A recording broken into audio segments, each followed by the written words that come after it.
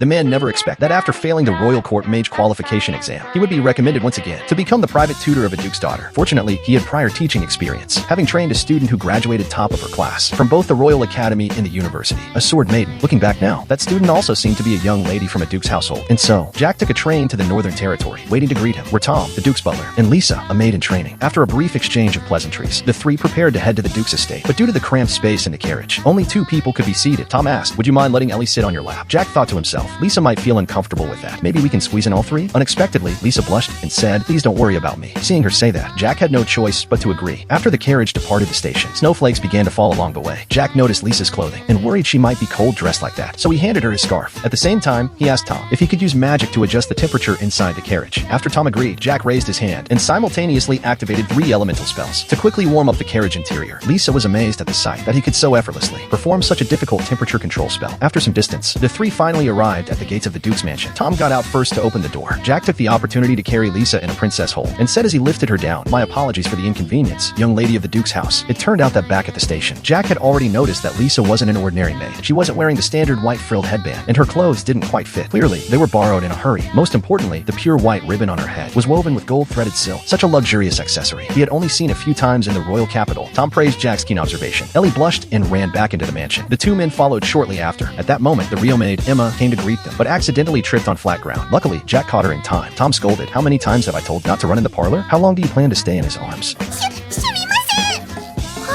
Jack looked at the headband swaying on her head and couldn't help but reach out and touch it. This sudden gesture made Lisa's cheeks flush deeply, and her ears practically steamed. Tom, on the other hand, was so furious he nearly lost his composure. アレン様は本当に教授殿がおっしゃっていた通りの方でございますね。教授は僕のことを何と？天性の年下殺しと